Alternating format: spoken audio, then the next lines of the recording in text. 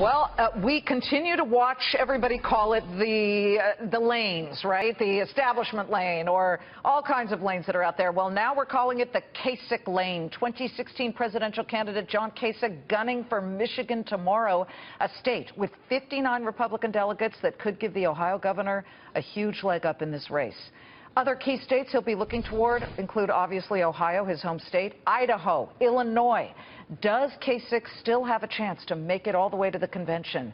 Kasich for Presidential National Communications Director Trent Duffy joining me now to tell us if the Kasich campaign is predicting victory in the Michigan primary. And I ask you that, Trent, because we have dueling polls right now. There is one poll that says he is in the lead by a couple of points, and then another saying he's third, and then there's another one that's saying he's fourth. They're all over the place.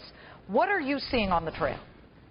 Well, we're seeing a real surge for Governor Kasich in Michigan following his debate victory on Thursday night in Detroit.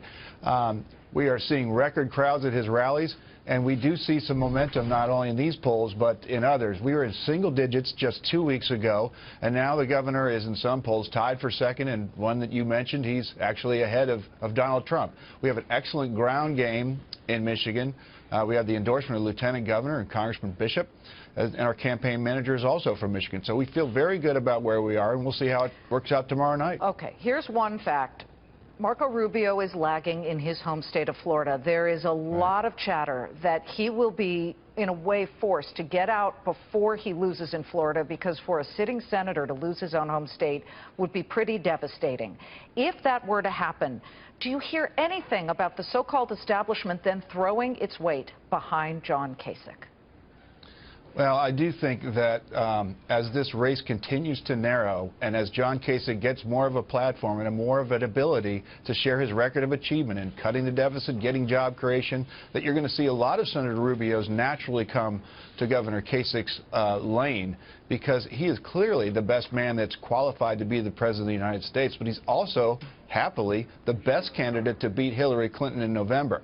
So as people start to see those three things, his record, his ability to win the nomination, and his ability to beat Hillary Clinton in November, you are going to continue to see support coming from all sorts of lanes. Let's say he does not win Michigan. Okay, it's a possibility maybe, but wins Ohio. What are the next must-win states for him to make it all the way to the convention? What do you guys look at and say, we need that, we need that, we need that? Well, we're focused on one state at a time. That starts with Michigan tomorrow. I don't know that the governor's going to win there. We hope to do very well there, and we expect to get some delegates, and we expect to get some delegates in other states. And then it is on to Ohio, where we will win, and that's 66 delegates.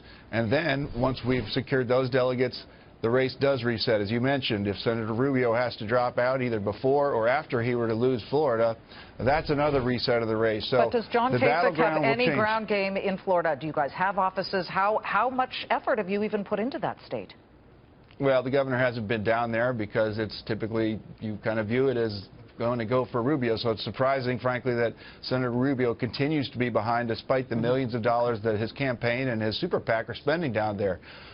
So, no, the governor's team hasn't invested much in Florida because we're focused on winning our own home state. Well, let's also remind viewers that Donald Trump does have a residency in Florida, and he is considered a resident of Florida in many regards. He has businesses there, so this gets even more interesting as time goes by. Trent, great to see you.